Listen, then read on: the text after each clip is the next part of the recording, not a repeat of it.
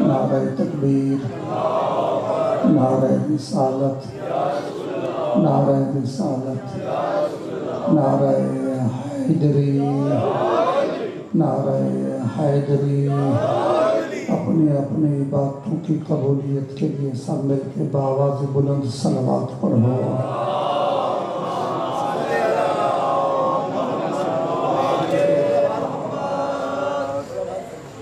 آواز سے ہی کرو، بآواز بلند صلوات۔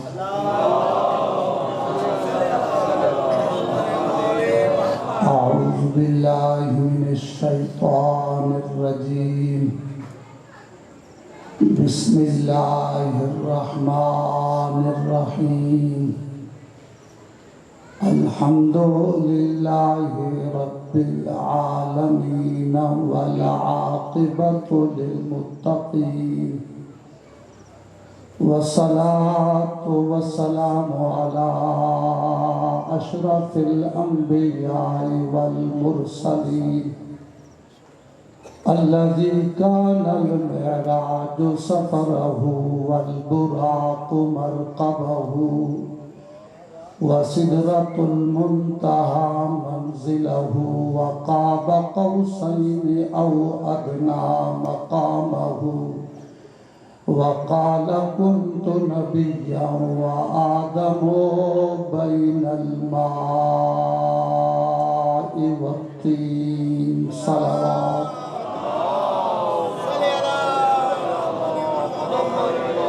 والصلاة والسلام على وصيه وأخيه وابن عمه ووارث علمه علم الأولين والآخرين، علي بن أبي طالب أمير المؤمنين، صلوات۔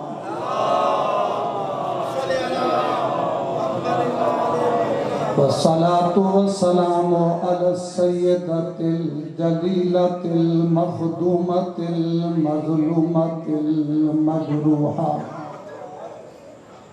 محزونة المحرومة عن حق ميراث أبيها، التي قالت صبت علي مصائب لو أنها صبت على الأيام سرن لياليا، والصلاة والسلام على الحسن المسموم وعلى حسين المظلوم، خصوصا منهم غريب الحسين الذي قتل بلا جرم ولا خطا، جسمه عريانا بلا دفن، غسله دمه وكفنه رمال کربلا یوم عاشوراء، الذي قال وقت الوداع من الخيام يا زينب ويا أم كلثوم ويا سكينة عليكن مني سلام، اما بعد فاعوذ باللہ من الشیطان الرجیم، بسم اللہ الرحمن الرحیم، وما تشاءون الا ان یشاء اللہ۔ سب مل کے بآواز بلند صلوات پڑھو۔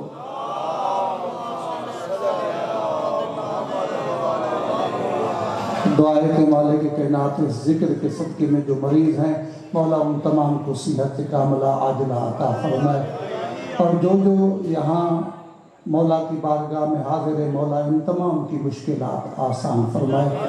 عزیزوں، مجھے وقت کا احساس ہے اور آپ کے چہروں کی تھکاوٹ بھی بتا رہی ہے، تو میں بہت مختصر، کیونکہ انجمن پہنچ چکی ہے تو میں آپ کا زیادہ وقت نہیں لوں گا، بس اتنی ضرور گزارش ہے کہ یہ سالانہ مجلس ہے، ان کی بڑی محنت ہے، اور مولا ان کی اس محنت کو اپنی بارگاہ میں بھی شرف قبولیت عطا فرمائے۔ تو بیدار ہو کے میں نے بہت مختصر گفتگو کرنی ہے۔ میں نے قبلہ آپ کے سامنے قرآن مجید کی ایک مشہور آیت تلاوت کی ہے، جس میں اللہ ارشاد فرما رہا ہے کہ وَمَا تَشَاءُونَ إِلَّا أَن يَشَاءَ اللَّهُ، 14 کے بارے میں جن کو ہم مانتے ہیں، اللہ انہیں قرآن میں کہہ رہا ہے کہ یہ وہ ہیں جو میں چاہتا ہوں، یہ وہی چاہتے ہیں۔ اب جو بیدار ہو بھئی، 1,00,000 کم 80,000، 1,00,000 کم 24,000 انبیاء جو اللہ نے بھیجے، اور یہ جو 14 بھی اللہ نے بھیجے، پھر سمجھو 1,24,000 انبیاء بھی اللہ نے بھیجے، یہ 14 بھی اللہ نے بھیجے، ان دونوں میں فرق ہے۔ بھئی 1,24,000 انبیاء یہ وہ کرتے ہیں جو اللہ حکم دیتا ہے۔ نہیں، ابھی میں اس کی وضاحت کروں۔ بھئی 1,24,000 انبیاء کو بھی اللہ نے بھیجا، 14 کو بھی اللہ نے بھیجا، مگر پورا قرآن پڑھ لو، 1,24,000 انبیاء کے بارے میں اللہ نے قرآن میں نہیں کہا کہ یہ بھی وہی چاہتے ہیں جو میں اللہ چاہتا ہوں، مگر 14 کے بارے میں کہا۔ تو عزیزو، یہ 14 اور 1,00,000 کم 24,000 انبیاء میں جو پہلا فرق ہے وہ یہ ہے کہ قبلہ 1,24,000 سب کے سب سچ بولتے ہیں۔ تھوڑا سا بیدار ہو گئے تو میں پڑھوں گا۔ بھئی 1,00,000 کم 24,000 نبی سب کے سب سچ بولتے ہیں، مگر 14 وہ ہیں جو بول دیتے ہیں وہ سچ ہو جاتا ہے۔ بڑی مہربانی، آپ بیدار ہو گئے تو میں اگلے جملہ کے بہت جلدی میں کہہ دیتا ہوں۔ بھئی 1,00,000 کم 24,000 نبی ادھر جاتے ہیں جدھر حق جاتا ہے،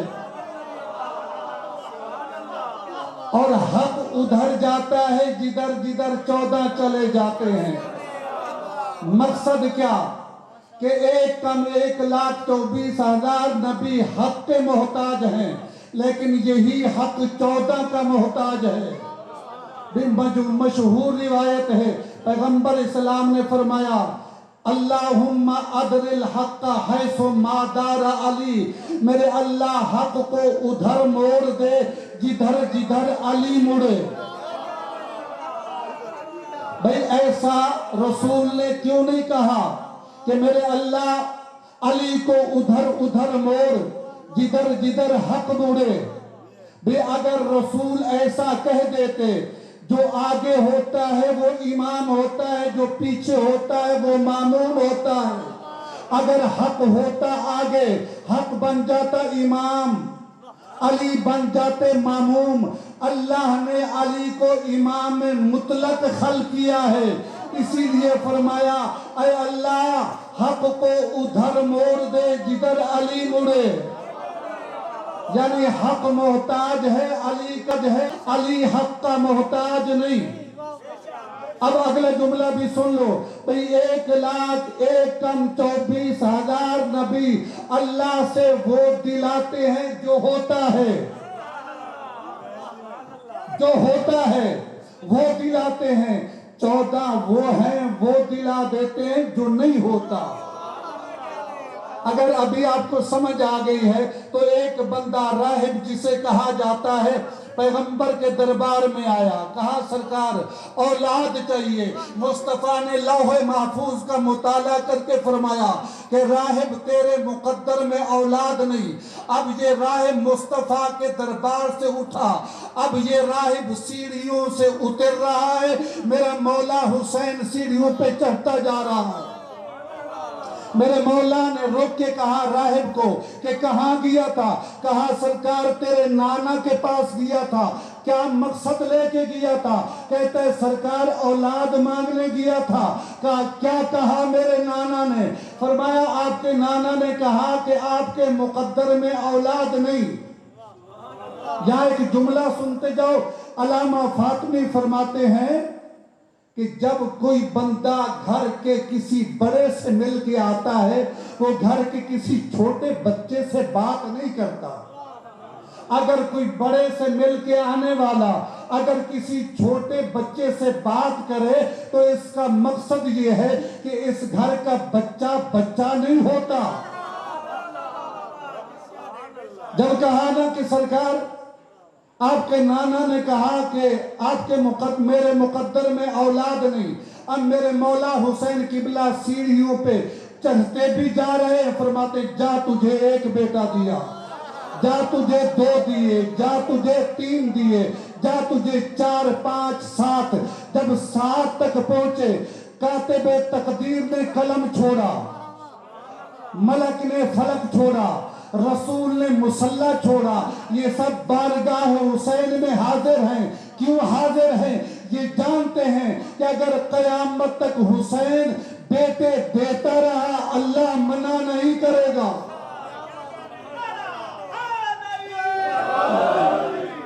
तो ये वो घराना है, ये वो दे देते हैं जो नहीं होता। तो अब मैं कहूँगा मौला हुसैन जब आपके नाना ने कह दिया था राहिब को कि तेरे मुकद्दर में औलाद नहीं, तो आपने क्यों दिया? तो हुसैन की आवाज आती है जो होता है वो दिला दे, वो और होते हैं जो न हो, जो दिला दे वो हुसैन होता है। अच्छा एक जुमला और भी कहता चलूं, आप बेदार बैठे हैं अजीजों। एक जुमला हमारे मिंबरों पे पढ़ा जाता है, पढ़ा ये जाता है कि हुसैन मौला ईद के दिन आए माँ के पास, कहा अम्मा मुझे लिबास चाहिए। तो बीबी ने आगे कह दिया, क्योंकि बच्चों को राजी करने के लिए अगर कोई माँ बाप बोल दे तो ये झूठ नहीं होता। तो बीबी ने कह दिया कि तुम्हारे कपड़े दर्जी के पास हैं। ये पढ़ा जाता है जुमला, लेकिन दोस्तों याद रखो ये सदीक़तुल कुबरा है। हम और आप तो ये जुमले कह सकते हैं, लेकिन बीबी ये जुमले ऐसे नहीं कह सकती। अब बीबी ने ये कैसे क्यों कह दिया? भाई अब तारीख कहते हैं कि जब हसनैन मस्जिद से निकले तो हुसैन कहते हैं अपने भाई हसन को, कहा भैया हसन आज ईद का दिन है, आज अम्मा से मैं नया लिबास लूंगा। इधर से हुसैन ने ये जुमले कहे, उधर से अल्लाह ने कहा मलक को कि जल्दी करो, रिजवान जन्नत को कहो कि हसनैन का लिबास लेके जाओ। उधर अल्लाह ने हुक्म दिया रिजवान को कि हसनैन का लिबास लेके जाओ। बतूल ने जमीन पे बैठे हुए अल्लाह की इस वही को सुना। तवज्जो करूंगा भाई, बीबी ज़हरा ने इस वही को सुना। जब हुसैन ने कहा अम्मा मुझे लिबास चाहिए, तो अब बीबी ने कहा बेटा तुम्हारे कपड़े दर्जी के पास है। सलवात पढ़े मोहम्मद वाले मोहम्मद।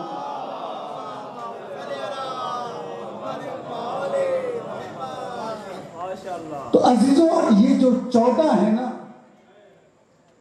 इनके बारे में दुआए अदीला के जुमले हैं कि बासल अंबिया लियुबय्यिना अदलहु व नसबल औसिया लियुज़हिरा तौलहु व फज़लहु, कि ये जितने अल्लाह ने अंबिया भेजे आदम से जनाब ईसा तक, ये सब के सब अल्लाह का अदल बताने के लिए आए थे। जुमला समझो और मैं गुफ्तगू को समेट लूं। भाई ये सब के सब 1,24,000 अंबिया अल्लाह का अदल बयान करने आए थे। और ये जो 14 है ना, یہ اللہ کا فضل ظاہر کرنے کے لیے آئے تھے کہ اللہ کا فضل کیا ہے، اللہ کی وسعت کیا ہے۔ بھئی ایک جملہ کہہ دوں، امام زین العابدین صلوات پڑھو محمد،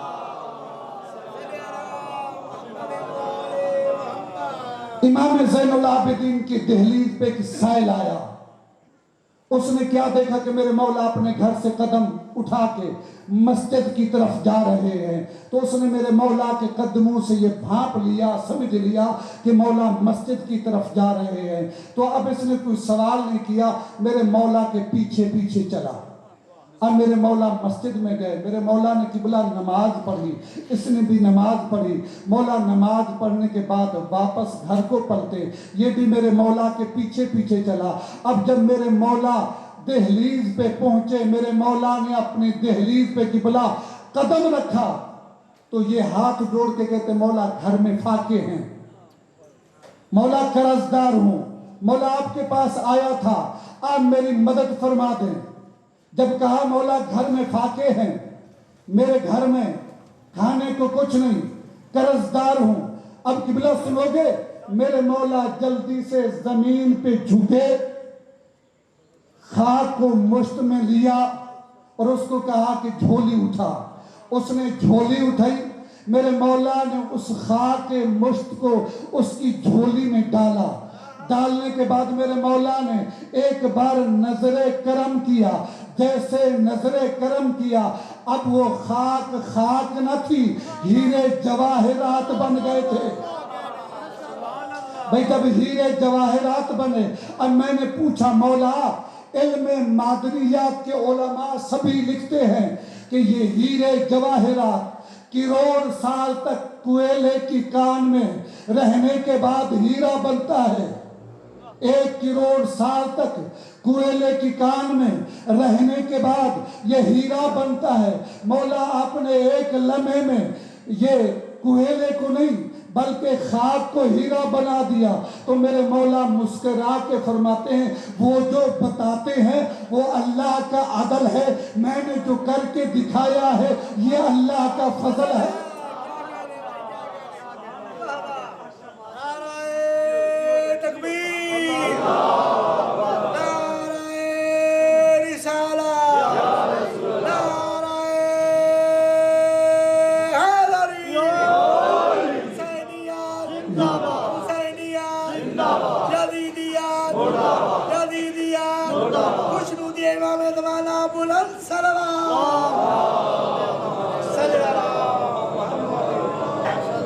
عزیزوں، میرے مولا کے پاس ایک چور گرفتار ہو کے آیا۔ جب میرے مولا کے سامنے آیا تو سر جھکایا ہوا ہے۔ میرے مولا نے کہا سر کیوں جھکایا ہوا ہے؟ دیکھ کے کہتے مولا جب میں باہر ہوتا ہوں لوگ مجھے علی والا کہتے ہیں، باہر ہوتا ہوں لوگ مجھے علی والا کہتے ہیں۔ مولا فرماتے پھر سر کیوں جھکایا ہوا ہے؟ کہتے مولا اس گندے مرض میں مبتلا ہو گیا ہوں، اس گندے مرض میں مبتلا ہو گیا ہوں۔ مولا فرماتے چوری کی ہے؟ کہتے مولا کی ہے۔ مولا فرماتے ہیں یہ اقرار جرم جو کر رہے ہو پتہ ہے اس کی سزا کیا ہے؟ دیکھ کے کہتے مولا جو زمین پہ بیٹھ کے آسمانوں کے حجابات کی زیارت کے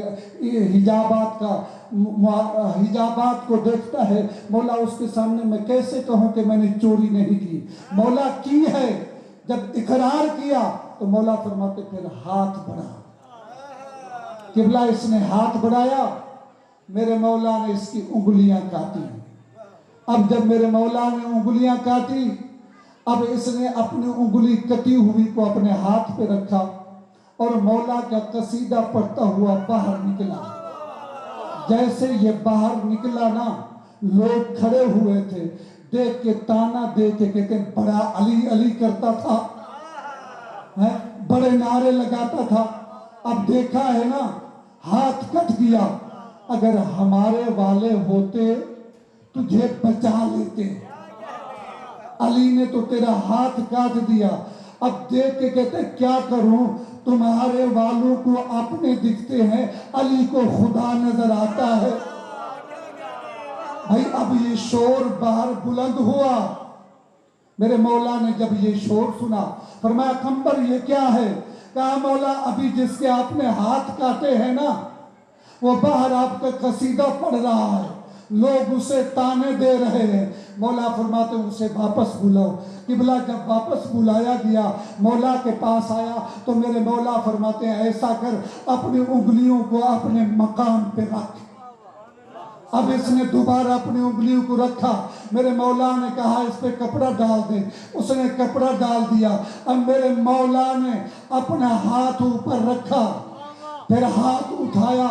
ہاتھ اٹھانے کے بعد اس نے محسوس کیا کہ اب انگلیاں ہل رہی ہے. جب انگلیاں ہل رہی ہے مولا کو دیکھ کے کہتے مولا اگر یہ جوڑنی تھی تو پھر کاٹی کیوں؟ اگر یہ کاٹنی تھی تو پھر جوڑی کیوں؟ مولا فرماتے ہیں یہ جو کاٹی ہے یہ اللہ کا عدل تھا, یہ جو جوڑی ہے یہ میرا فضل ہے. اللہ کا فضل ان سے ظاہر ہوتا ہے. عزیزو بس آخری جملہ سن لیجئے, صلوات پڑھو محمد و علیہ وسلم.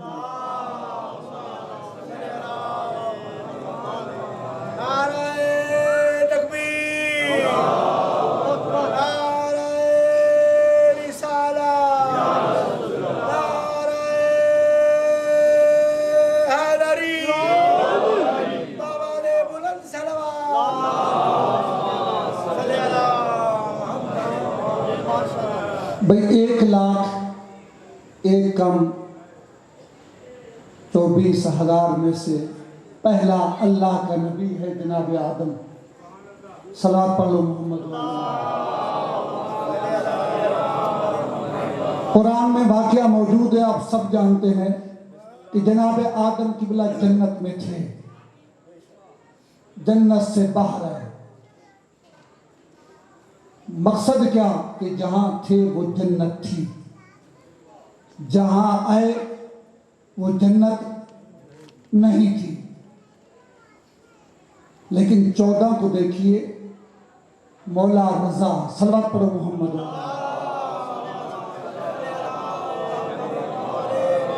میرے مولا 8ویں امام مولا رضا کو وقت کے بادشاہ نے بلایا.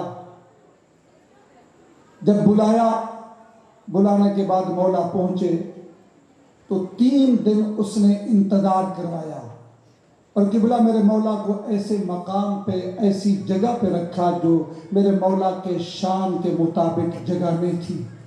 ایک مولا کا چاہنے والا تھا, صحافی تھا. اس کو جب پتہ چلا کہ میرے مولا ایران میں تشریف فرما ہے تو یہ بندہ راستہ چلتا چلتا اس مقام پہ پہنچا جہاں میرے مولا قیام فرما رہے تھے. تو قبلہ یہ جب وہاں پہنچا تو مولا کا سلام کیا, قدم بوسی کی. قدم بوسی کرنے کے بعد بڑا پریشان بیٹھا ہوا ہے. مولا نے پوچھا بھی پریشان کیوں ہے؟ کہا مولا سوچ رہا ہوں کہ اس نے آپ کو بلایا, پھر اس نے آپ کو 3 دن تک انتظار بھی کرایا, پھر ایسی جگہ پہ آپ کو بٹھایا, آپ کا قیام رکھا جو آپ کے شایان شان نہیں. کیونکہ میں یہ جو سارا رستہ عبور کر کے آیا مولا میں نے کیا دیکھا ہے, گندگی کے ڈھیر ہیں, ہر مقام پہ گند پڑا ہوا ہے. مولا فرمایا تجھے کیا ہو گیا ہے؟ مولا نے اس کی پیٹھ پہ ہاتھ رکھا. میرے مولا نے کہا اب دیکھ. اب جو اس نے دیکھا تو ہر طرف سر سبز جنت کا سما تھا. اس نے کہا مولا یہ کیا؟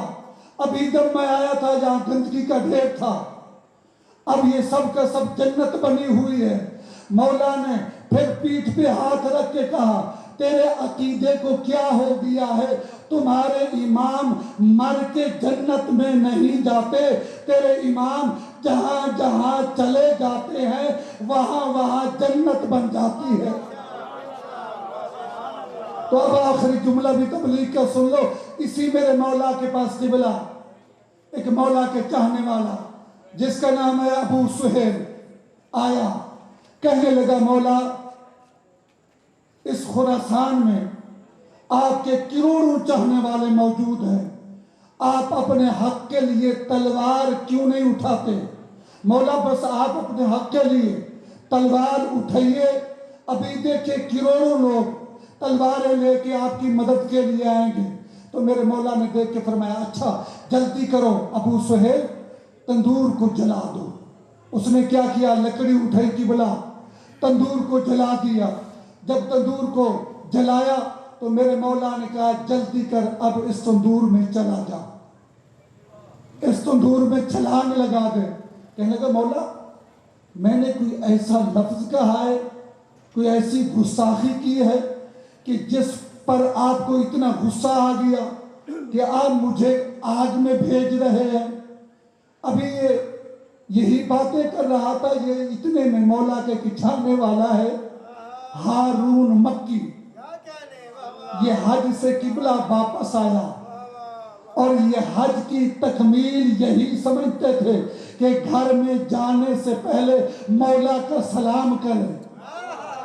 अब जैसे ये आया, अबू सुहेल मौला से अभी ये बातें कर रहा था, उसने मौला का सलाम किया, हारून ने मौला ने सलाम का जवाब दिया। मौला ने कहा, हारून ये तंदूर गर्म है, जल्दी कर इसमें चले जाओ। भाई उसने गठरी भी नहीं